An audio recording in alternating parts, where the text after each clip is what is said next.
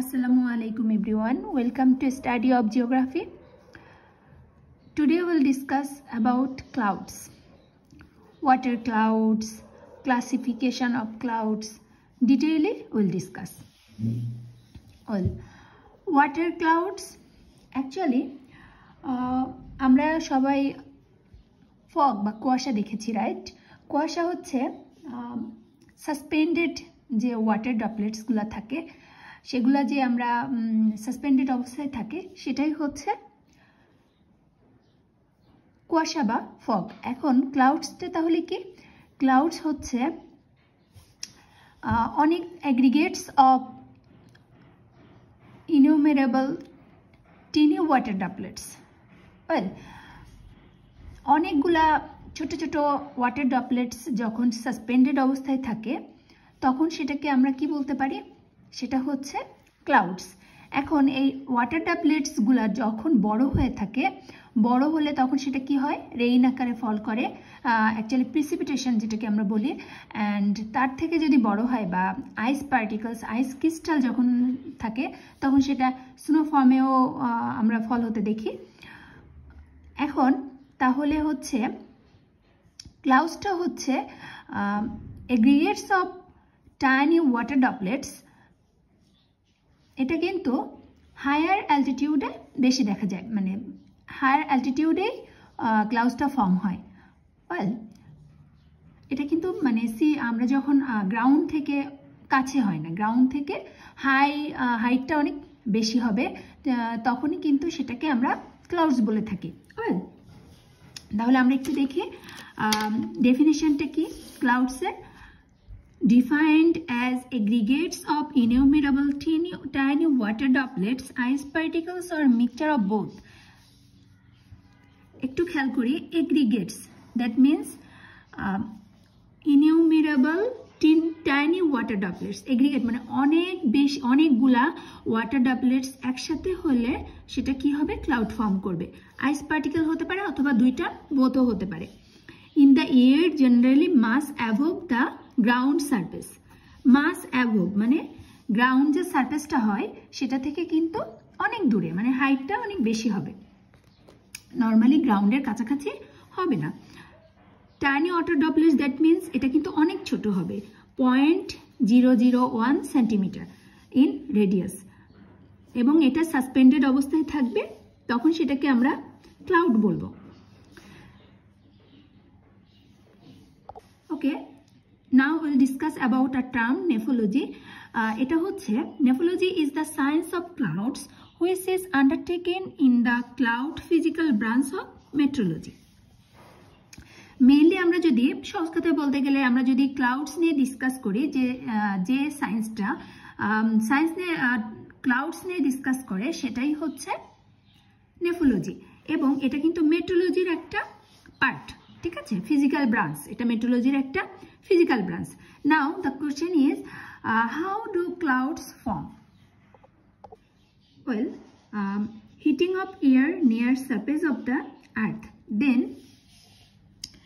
warmer air rises through the atmosphere and the pressure upon it decreases as air rises, and expansion of air with increase in height and water vapor start cooling.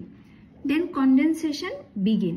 Vapor condenses into droplets on microscopic dust particle in the atmosphere. Well, when the rising air cooler air cannot hold as much as water vapor as warmer air, then water vapor will condense and cloud is formed. Now let's move on. Classification of clouds. Actually আমরা যে ক্লাউডসগুলো দেখি, যে মেঘগুলো আমরা আকাশে দেখি, এগুলার কিন্তু অনেক ক্লাসিফিকেশন রয়েছে। এই classification based on combination of general form, height and appearance. এটা জেনারেল ফর্ম, দ্যাট মিনস কেমন দেখতে হবে ক্লাউডটা, সেটার বেসিসে এটার ক্লাসিফাই করা যায়।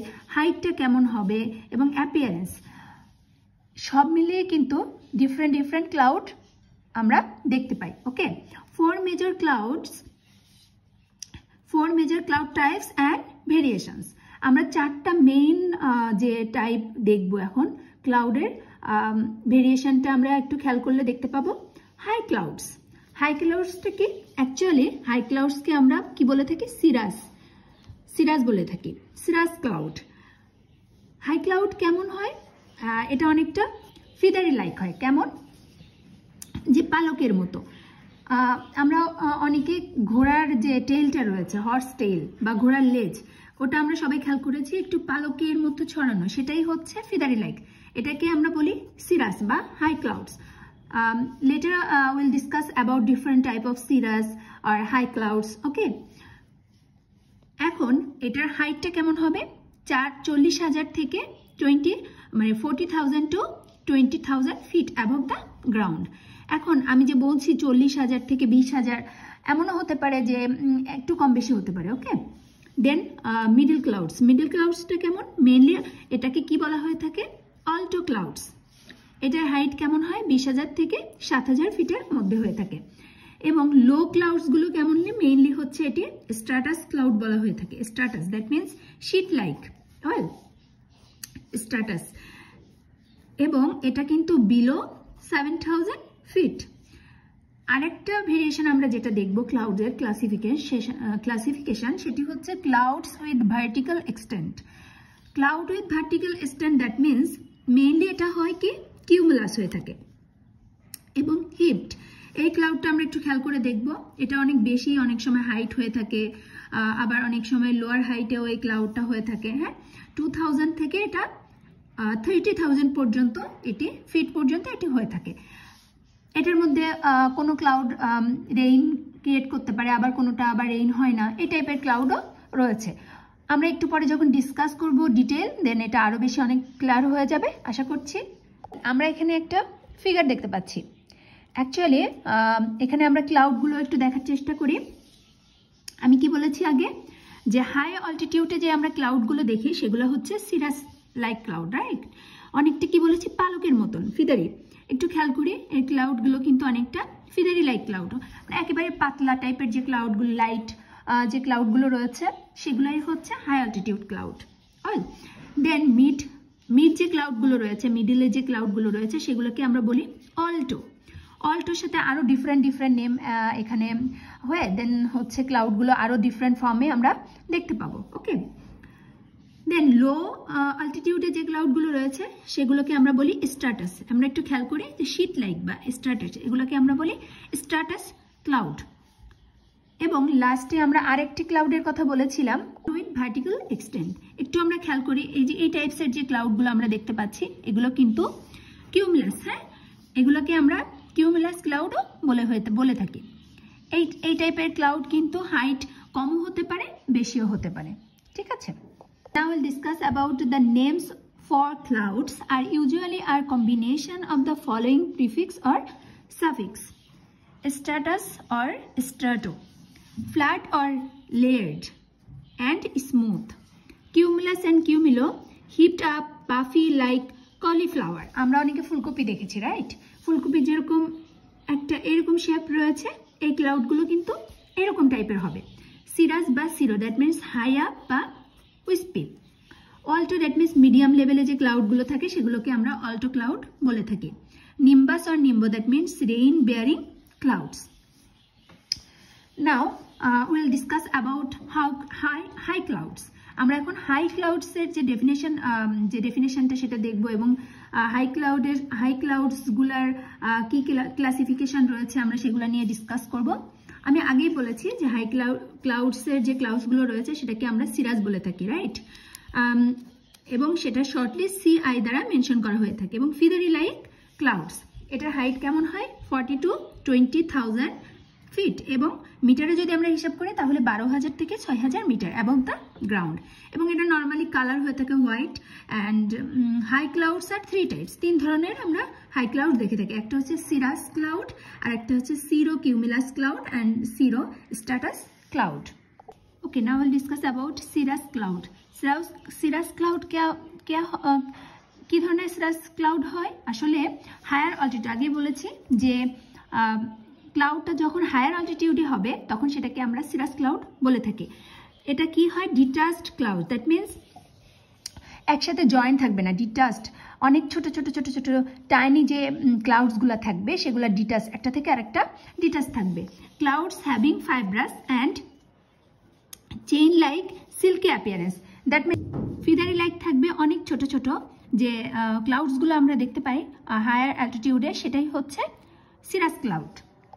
ওকে, একটু খেয়াল করলে আমরা দেখি যে এই টাইপের যে আমরা ক্লাউডগুলো দেখতে পাচ্ছি এগুলাকে কিন্তু সিরাস ক্লাউড বলা হয়ে থাকে। ওকে, বোঝার সুবিধার জন্য আমি একটু দেখিয়ে দিলাম। আমরা দেখলাম যে সিরাস ক্লাউডগুলো কীরকম হবে, ফাইব্রাস হবে, রাইট, অনেক ডিটাচড ক্লাউড হবে এবং this are generally characterized by thin wispy strands and they are composed of tiny crystals, therefore do not cause rainfall. Normally cirrus যে ক্লাউডসটা হয় সেটা কিন্তু রেইনফল, সেটার জন্য রেইনফল হয় না, বাট এত টাইনি থাকে, এত ছোট থাকে যে যদিও বা রেইনফল হয় সেটা কিন্তু গ্রাউন্ড লেভেল আসা পর্যন্ত সেটা কিন্তু অনেক সময় হয় যে এভাপোরেট হয়ে যেতে পারে, রাইট, বা উইন্ডের ক্ষেত্রে এদিক সেদিক চলে যেতে পারে। অ্যাকচুয়ালি যেভাবে রেইনটা আমরা গ্রাউন্ডে দেখে থাকি, এই যে রেইনটা এটা কিন্তু সিরাস ক্লাউডে হয় না। Well, this clouds are indicator of near future weather changes. Okay, এটা কিন্তু অনেক ইম্পর্টেন্ট একটা সিরাস ক্লাউডের ক্ষেত্রে একটা ইম্পর্টেন্ট টপিক, সেটা হচ্ছে indicator of near future weather change. এখন যখন সিরাস ক্লাউডটা ফর্ম হবে এটা দেখে কিন্তু অনেক মেট্রোলজিস্টরা বুঝতে পারেন যে কী ধরনের ওয়েদার চেঞ্জেস হচ্ছে। অ্যাকচুয়ালি এটা ইন্ডিকেট দেয় হচ্ছে যে ইনিশিয়াল পর্যায়ে যখন সাইক্লোন ফর্ম করে তখন লোয়ার প্রেশার, হাই প্রেশার, তো তখন কি হয়, সাইক্লোন যে ফর্মটা ক্রিয়েট হয় এটা কিন্তু অনেক সময় যে সিরাস ক্লাউডটা যে ক্রিয়েট হচ্ছে এটা দেখেও কিন্তু অনেক সময় ইন্ডিকেট করা যেতে পারে। ওকে, দেন তারপর হচ্ছে সিরোকিউমুলাস ক্লাউড। সিরোকিউমুলাস ক্লাউডটা কি, this clouds are white coloured clouds having patches and small white flakes. Okay, small globules, that mean ছোটো ছোটো ছোটো ছোটো এরকম যে টাইপের ক্লাউডসগুলা হায়ার অল্টিটিউডে দেখা যায় সেগুলাই হচ্ছে cirrocumulus cloud, arranged in detached group and wave-like form. They generally appear as ripples similar to sand particles in the desert. Well, এই যে ছোট ছোট যে ক্লাউডসগুলো আমরা দেখছি এগুলাই কিন্তু সিরোকিউমুলাস ক্লাউড, ঠিক আছে। Cirrostratus cloud. Cirrostratus cloudটা কি? These clouds are generally white in color and smooth appearance and spread in the sky like milky thin sheets. Milky thin sheets এর মতো এটা হচ্ছে কি করে, স্ট্র্যাটাস, সিরোস্ট্র্যাটাস।